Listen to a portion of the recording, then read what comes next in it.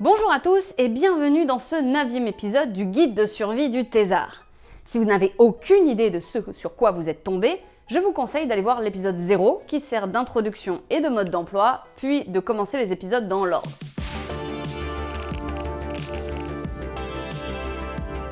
Pour les autres, nous sommes l'après-midi. Nous avons déjà consacré 1 heure et 8 minutes à prendre l'air, prendre soin de notre environnement et de nous-mêmes, de notre sommeil en particulier, et nous allons aujourd'hui nous attacher à des aspects de la vie quotidienne qui comptent parmi les plus négligés chez les thésards, créer de la respiration.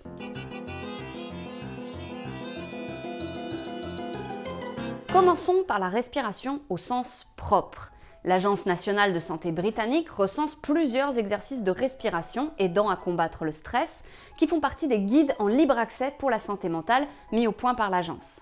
Plus généralement, la pratique régulière d'exercices de respiration a montré des effets sur la réduction du stress, la diminution des symptômes dépressifs ou encore l'augmentation de la connexion sociale. De nombreux marqueurs du stress et de l'anxiété, en particulier ceux liés au rythme cardiaque, montrent des améliorations extrêmement rapides juste après les exercices, mais l'idée est quand même d'essayer d'instaurer une habitude qui vous permette de prendre soin de vous sur le long terme, pas juste de calmer une cocotte minute. Après, il est intéressant de se demander pourquoi ça marche. Le phénomène n'est pas encore complètement compris, mais il existe déjà des éléments de réponse.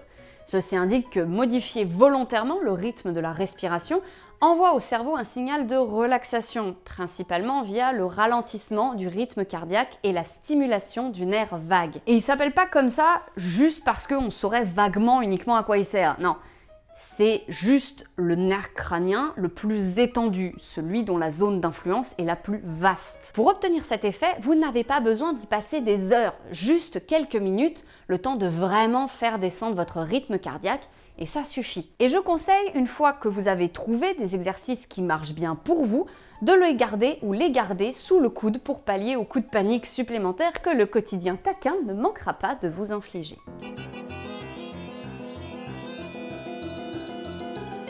Parlons respiration au sens figuré à présent. Le sentiment de perte de sens peut être particulièrement compliqué à vivre pour le thésard. Normalement, si on entre dans le monde de la recherche, c'est en partie parce que ça a du sens que de participer à la découverte et la compréhension du monde, voire à l'amélioration de la société. Malheureusement, cet objectif initial louable est parfois compliqué à garder à l'esprit quand ça fait plusieurs mois qu'on est englué dans le même article ou la même expérimentation. Le risque, c'est que l'intégralité de vos actions se retrouve résumée à une thèse qui n'avance pas. Il n'y a pas de remède miracle à la perte de sens et c'est un domaine sur lequel les études sont relativement muettes. Alors ce coup-ci, je vous partage un truc qui m'a aidé personnellement, à savoir conserver un peu de temps, pas beaucoup, quelques minutes par jour suffisent, à investir dans un autre projet totalement différent et qui parle à votre côté créatif. Comme pas tout le monde est sensible au même truc et de la même manière, je vous donne 3 exemples que j'ai expérimentés pendant ma thèse ou après. La première option, c'est de consacrer un tout petit peu de temps par jour au montage d'un gros projet que vous pouvez faire sur vos vacances, vos week-ends ou après votre thèse. C'est intéressant pour ceux qui ont besoin de maintenir du lien social, qui aiment jouer collectif, qui ont beaucoup de choses à dire ou qui aiment voir grand. Moi, j'ai fait une web-série comme ça. Il y a 2 saisons. Contre, à éviter si vous êtes très surmené, si vous n'avez pas assez de gens fiables pour vous aider ou si vous gérez très mal la déception, puisque le projet rêvé n'est jamais le projet réel. Pour, le projet réel, au moins, il existe. Et c'est mieux un projet imparfait qui existe qu'une création parfaite dans l'esprit uniquement de celui qui l'a créé. La seconde option, c'est de consacrer quelques minutes chaque jour à la réalisation d'un tout petit projet qui fera partie d'une série plus grande. Cette idée-là, je l'ai eue en découvrant l'ouvrage Make Something Every Day de Noam Scalin, et je suis pas sûre que je prononce bien. Et je me suis donc lancée dans un 365 Project. L'idée, c'est de choisir un thème qui vous plaît ou un médium de prédilection et de faire chaque jour une petite création sur ce thème ou avec ce médium à partir d'une consigne imposée. Pour vous aider à tenir le rythme, je propose de publier vos créations à date fixe. Je faisais ça tous les mardis, par exemple. Le fait qu'il y ait une audience aide à travailler chaque jour et à aller jusqu'au bout. C'est comme ça que la timeline de mes contacts Facebook s'est retrouvée inondée de grenouilles. Genre vraiment.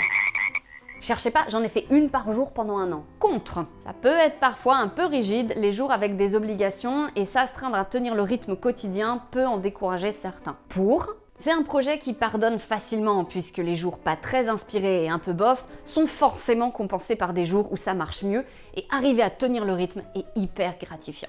La troisième option, enfin, c'est de travailler chaque jour sur des projets plus courts et plus personnels et de les varier au cours de l'année. Travailler petit bout par petit bout sur une peinture, sur une broderie, sur un roman. J'ai fait les trois.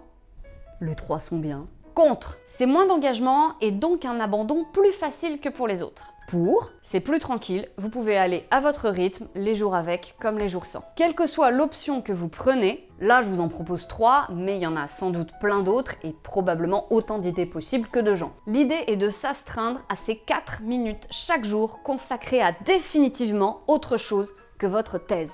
Vous pouvez en faire plus, j'ai arrêté cette durée car elle me permettait généralement de faire mon petit projet du jour lors du 365 Project, même si d'autres ont demandé un peu plus de temps. Mais il faut vraiment voir ce temps-là comme une respiration mentale que vous vous offrez, 4 minutes sur parfaitement et complètement autre chose. Et autre chose qui crée. Voilà, c'est tout pour ce nouvel épisode, on a encore bien avancé. Tous les liens des études et des ressources et du livre dont j'ai parlé aujourd'hui sont disponibles en description. N'hésitez pas à y jeter un œil pour avoir plus de détails sur la ou les parties qui vous intéressent tout particulièrement. Quant à moi, je vous dis à très vite pour le prochain épisode et prenez soin de vous.